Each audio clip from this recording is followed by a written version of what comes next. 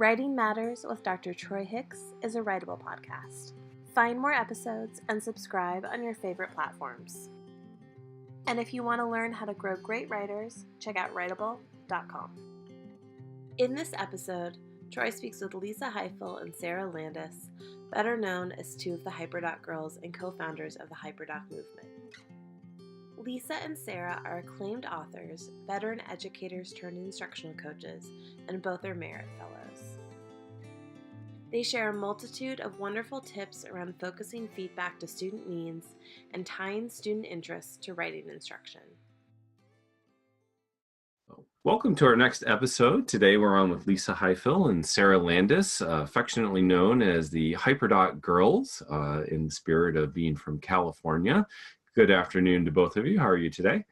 Great. We are great. Thank you. Super excited to chat with you. Thanks. I'm glad to have you on today, and I look forward to learning more about your current work as well as the connections that you're making with Hyperdocs to Writable.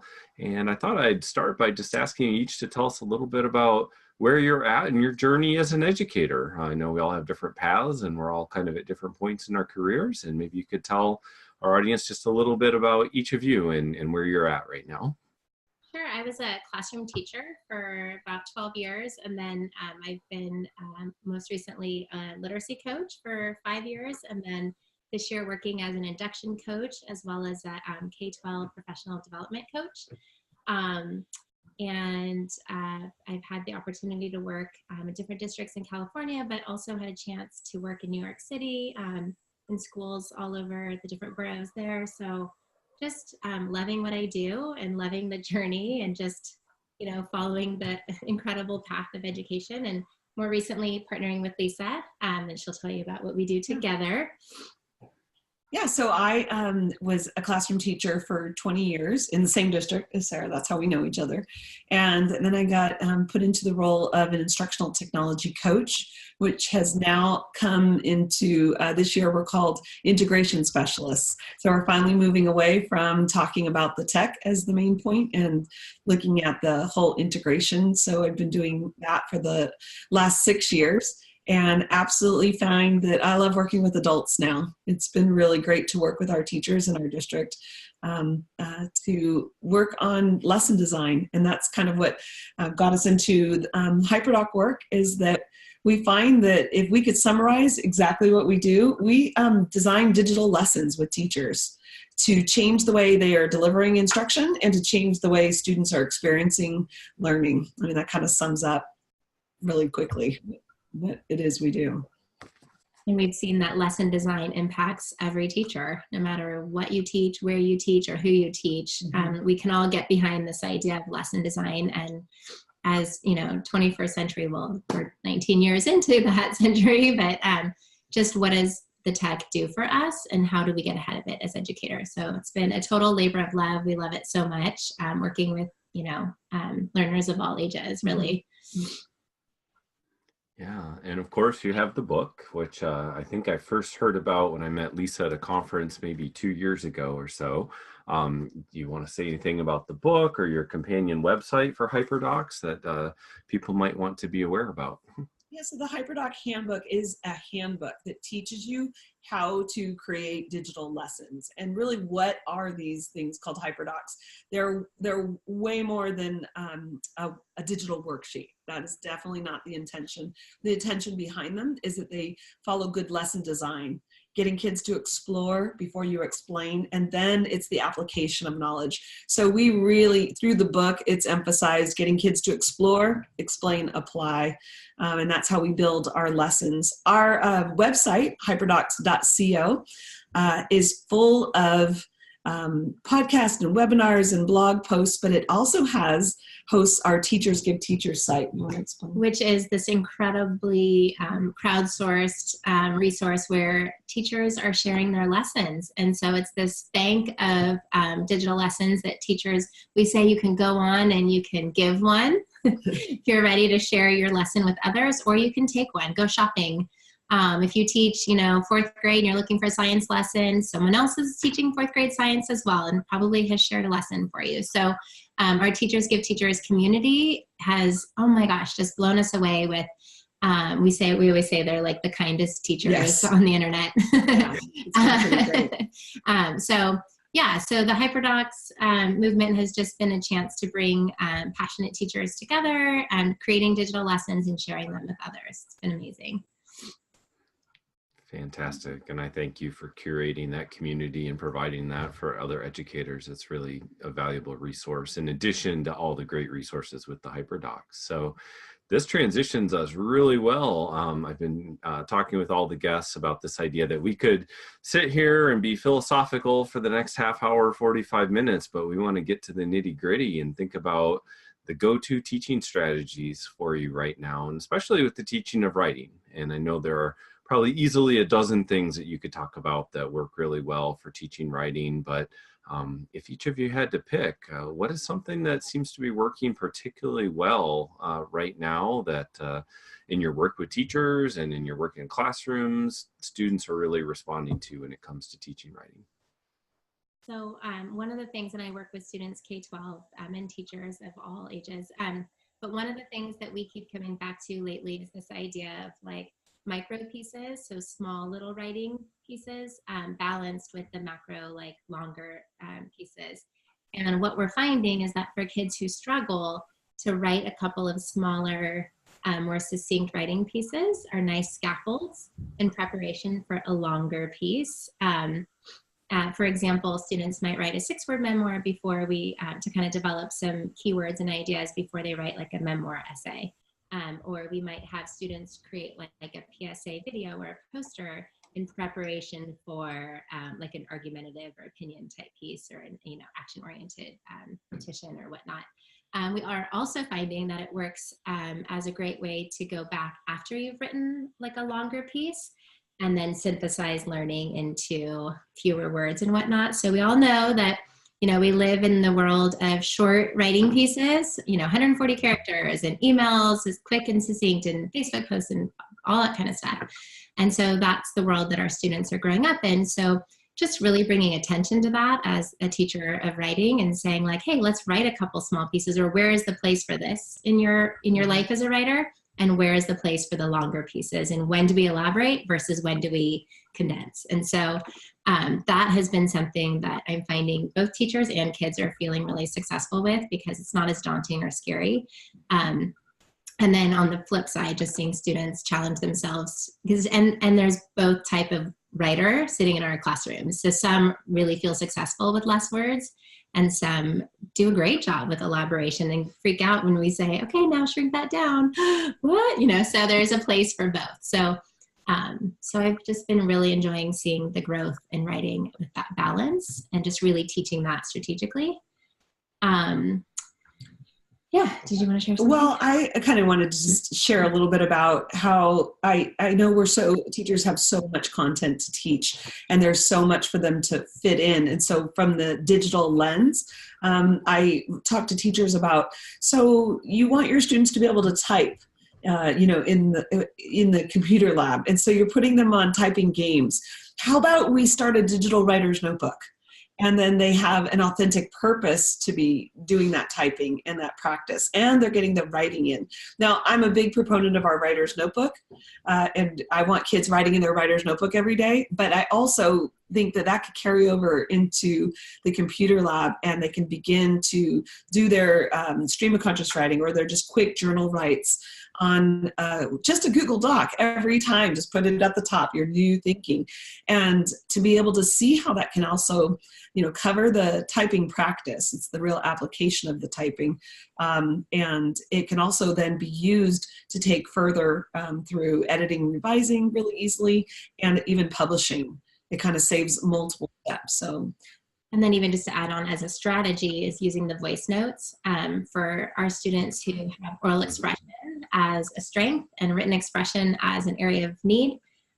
For students to be able to click and talk and see that they do have something to say and to see it actually physically unfold on the paper has been the paper has been invaluable for students. So, most struggling writers are incredibly expressive with orally. And so, what was amazing, I worked with a student with special needs and he used the voice recording and got it on there. And we thought that he struggled in all areas of writing.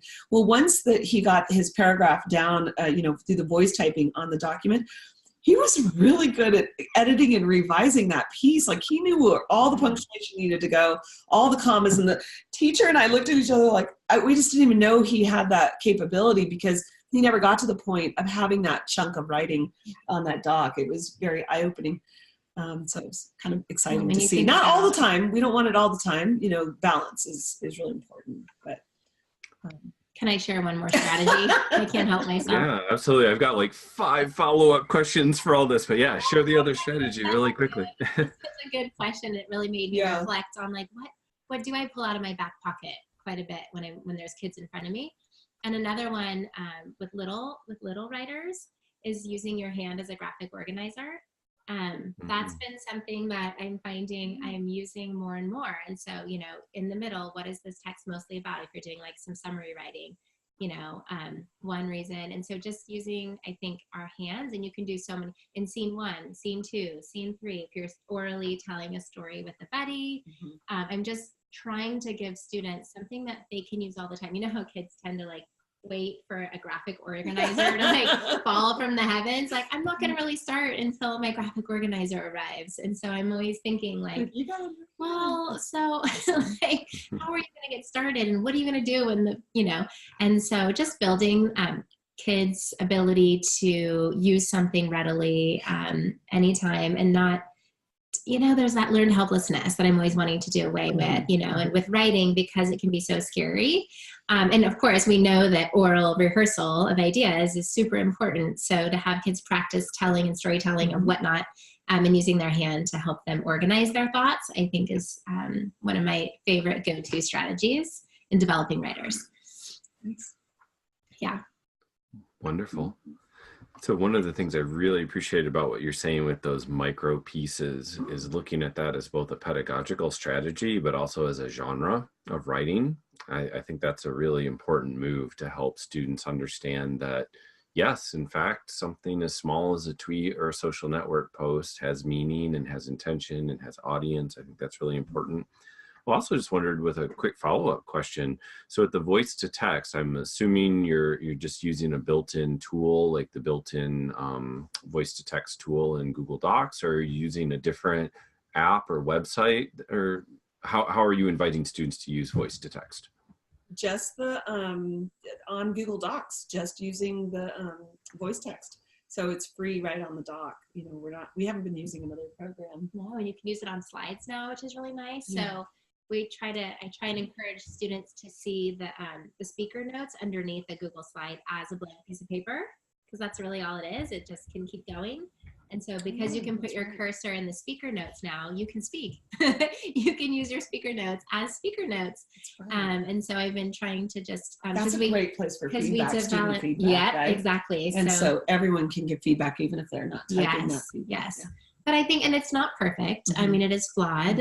But I think what happens is they see words appear on the screen, and in front of a paper, that blank piece of paper is so scary for so many writers. And like just today, I was working with a student, and she is terrified of writing and just doesn't consider herself a writer, period, end of story. And I'm like, oh my gosh, you're this dramatic storyteller. And she always, every time I see her, she runs up and has something really fun and interesting to tell me. So I used to use the voice memo on my phone to record students' storytelling and then play it back and say, did you hear all that story that you have? And then now let's type it. But to cut out that process, you can just kind of, cut and go straight there. And again, it's not perfect, but sometimes it's volume. They just need to see something emerge on there to see, you know. So it's been awesome. Simple and a definite go-to. Fantastic. I really appreciate that idea of helping students just get the words out there, recognize that they have something to say, and then, as we would suggest, even if they're writing with pen and pencil, or if they're typing it, go back later and then polish it up. It's wonderful. So kind of turning the corner here then, thinking, and they've got the words out, what do we do then? How do we provide feedback? What are some of your go-to strategies for providing feedback to students, what's working well for you, whether it's enhanced by technology or whether it's just a strategy that you use to respond to students quickly and efficiently in a timely manner so they can use that feedback. What's working well for you when it comes to feedback on student writing? I mean, there's certainly the tried and true, like, conferring with kids. The beautiful thing about writing is there is something there to work with. So it's easier than reading because you can kind of see what to work with. And so obviously I still always want teachers having face-to-face conference time. And of course they're all commenting, in the docs, in the margins of the docs. But the kids, unfortunately, they do learn quickly, like resolve, so we still want to build face-to-face time to do that work. I think moving away from, I call it triage conferring, where you're just like running around and just kind of hitting on needs randomly. We want to get to where we're strategically building a small group based on a feedback need. So like, I know that my kids are struggling with transitions. I'm going to pull these 4 kids and we're going to focus on transitions, and they're all working on the same thing. So, and then beyond that, we build, I have a great teacher I work with closely, and we do differentiation, like centers almost, where based off of like a checklist or a rubric. So like a group of kids will kind of self-select and they'll say, I really want to work on my conclusion. I really want to work on elaborating, I want to work on author's craft. And so they'll kind of like go into those little groups, and then I'll just come by with a tool. So I'll say, here's, a tool, and I'll just like leave it there, and then they can help each other. So that's always been great. But my new thing with secondary is helping teachers see the distinction between grading and feedback. I think they're so overwhelmed with, the stack of papers. And so I say, well, like, what their grade is. And most teachers, their gut tells them, like what essentially a grade would be. And I said, well, what's taking up all your time? Because I'll say, 15 to 20 minutes per essay. And they're like, it's the feedback. And so, and then my follow-up question, are students reading your feedback? Well, they kind of just like flip, look at the grade, and then toss it. And so, so then my whole idea was, well, what if we ask the students, what do you want feedback on? And let them say, I was working on this with this particular piece. Can you please tell me how I'm doing? And I know, like, all the research says that our conferring and our feedback should be based on where students are currently working, like their zone of proximal development, like, oh, they're just about to try something new. That's where we're supposed to be providing them feedback. And so why not just ask the students, like, what do you want feedback on with this piece, instead of me doing all this feedback that you don't care about? I love that. I think it's really getting to the heart of, it's sort of that passive versus active learning. So instead of them being passive with their feedback, they're being more active in that inquiry with it. So they have to actually think and tell you, and then have something there. Like, if I worked on this, it better show that you worked on that piece. I love that tie-in. That's been a big aha for me, I think, lately, in working with high school and secondary, just English teachers. They're so overwhelmed. And it's like, you're doing all this wonderful work, and you're such well-intentioned educators that are like, not spending time with their families at night because they're grading essays. And then the kids aren't really valuing all that work. And so how do we manage that process? And so even if it's as simple as like a student writing on their, the top of their paper, like, can you please give me feedback on blank? Or I don't know, there's different ways. I mean, a Post-it note, there's definitely some ways to do that. And there's digital ways to do that as well. I know there's a lot of programs that can offer that opportunity, that focus to highlight that. Yeah. Sure. And I'm kind of curious too, then, do you find that by just making that pivot and inviting teachers to pose the question, does that also change when and where that feedback comes in the process? Like, I'm wondering if it's almost the back door to teachers to say, hey, you got to do this while they're revising, rather than at the very end. Have you seen any shift in that as well? Or is that still maybe yet to come? Absolutely. I mean, I think it definitely brings an awareness to how both people are working on the piece. You know, the teacher is there and the student is there, and like, but really you're just guiding that student. And so I think I am finding more and more that the grading takes less time and the feedback at the end if you're part of the process the whole time. But I think the key thing is not like what I think you're supposed to be doing, but like for the student owning up. I always remember Carl Anderson said, like, if you continuously correct every perfect little edited, you know, piece, then you get really good at editing, and the students themselves never get any better. Right. And so you, teacher, are this awesome editor, but the kid, you know, so I always think about that, like, what am I doing and what are the students doing? Right. But absolutely, like, throughout the process is our goal. Well, and something that, you know, to get into that, whether it's with peers or on their own, I really think about being culturally responsive to our students. And I'll tell you one place that they are just fierce editors and revisers, and that's with their videos they make. You know, if you talk to a student who has a YouTube channel and what kind of a video would they put up, and how many times they revise and edit it. And so we've been working a lot with our teachers with WeVideo lately, and with the most amazing outcome that we did not foresee happening. So trying to get that authentic purpose to their writing, and so to publish it not just on paper form, but to make it into a video. But so we thought, oh, this is great. We're giving authentic purpose. They're able to share their story in a whole different way. You know, aside from that, the whole buy-in. As students were doing their voiceovers and reading their pieces out loud and then listening to them on the WeVideo, you know, as they were editing, they're like, this sounds terrible. This doesn't make any sense. And it wasn't that I got to edit my video. It's I got to work on my writing first before I can put this voiceover in. And students were going back, and we found them just authentically editing because they were able to hear it in a different way through you know, the use of this tool. And then when they went to go put the video clips to match what they were saying, they're like, oh, this order, it doesn't make sense. And it just opened our eyes to this whole new world of revision, of motivation for revising and editing. I was doing it today with a group of resource students, and this student redid his voiceover about 4 times. And I said, Wow. why do you keep redoing it? He goes, I want to say it just right.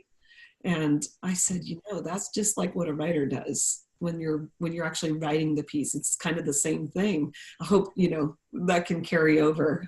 So I don't know, it's something that we're super excited about seeing here. We thought we were all about the end product of creating a video, but really it was the process of making that video that was the big beneficial piece to it that came out with not only the motivation, teaching kids the motivation, because if we tell them, yeah, you should revise and edit, they're like, whatever. You're just telling us to do how many this. times over the years did you read it out loud to hear how it sounds? Well, now it's go record. Suddenly they're reading it out loud to hear how it sounds. Yeah, you're going to publish this and people are going to actually see your video because there's a purpose for your writing. And then it's fun too, like you were saying, then you start thinking about audience and tone and all those other things. And it's like, okay, if this is an informational, use your documentary voice. Yeah. If this is a narrative, you want to use your best storytelling with dramatic pauses. And so you're teaching the other components of writing for an audience without having, you know, kind of sneaks in there. That's awesome. That's fantastic. That is fantastic. And so they are really picking up on that and looking at it from the standpoint that, yeah, we're making this public and it's got to sound right. And it's also got to be written well in order to be able to be read well. That's really incredible. So great. So working with that resource teacher today and being a reflective teacher as we're watching the kids, everyone felt like a published author today. You know, these are struggling writers. If you saw it on paper, you'd be like, oh, I have to do a lot of work with the student. But then when you saw them empowered to do it in a different medium, and again, I'm going to go back to balance. I don't want that all the time. But if we can help kids shift how they view themselves as a writer through the way that, you know, the medium that they're choosing to express themselves, I'm all for it. I'm just curious, how do they get from the WeVideo to the world? What's the technical step that makes the most sense for you? So right now, the videos live in their account in WeVideo, and there's a link. We can link to them. So we can then, in our Hyperdoc lessons that progress through, it's kind of in the apply part. all right, here's where you're going to now create your video. And then at the end, we have the share piece, and we give them links to help them to turn that in. And so one of my favorite ways is maybe a Google form. They turn the link to their video into a Google form. But I'm also using Wakelet lately to curate kids, and you can have collaborators now. So students are turning their videos into Wakelet, which is, it almost looks like they've created a blog post with everyone's video in one place. And immediately, here's my favorite part. Instead of watching one video at a time in the classroom, we actually have a viewing day, and they go back through and view each other's videos, and then comes the feedback to each other's. Oh, very nice. It's a whole process. And again, we can curate that process using a Google form and actually collecting that feedback in the form that then students see the spreadsheet of feedback. And it's kind of like this continuous loop. And the motivation is they want to see everyone else's video. Mm-hmm. And then my favorite is when they watch someone's that's kind of went overboard and elaborate. They're like, I didn't know we could do that. Mm-hmm. Can I do mine again? I'm like, We call that positive peer pressure. Positive peer pressure. I guess you could do it again if you want to do that. If you want to turn in one more time. Yeah, if you must. If you must. Here's my So it's kind of neat how I'm a proponent of using tech when it solves a problem for you, or it helps do something that you never could have done before. So kind of playing around with digital tools like a Wakelet or even a Google form has been a really neat process to actually conserve time in your classroom too, not instead of sitting and watching it. And everyone used to write on the Post-it their feedback, and they would say, good job, you did good. And so we actually can take that time to give that feedback, or what that feedback looks like. I will say too, teaching in the era of the author's chair, where everyone one at a time comes up and they read their writing, and the whole idea of one at a time author chair is just, you just don't see that very often anymore. You don't have to, because they can all be looking at each other's anytime, anywhere. But that being said, I was in a classroom, an ELD classroom in high school the other day, and they did like a little film festival to share their videos. And these are like newcomers to the country, super shy. And they were so proud of their video. So they published their narratives. So they did narrative publishing on WeVideo. But what was so cool about it is that they were able to put in the video footage from their phone. So this one, this guy, he had his little, he had video of the concert of his favorite, music star from Mexico. And he had, and his face just like lit up when he saw it on the big screen, in class. Yeah. And so it's funny because there's just so many different ways to reimagine what sharing an audience and all that stuff looks like now.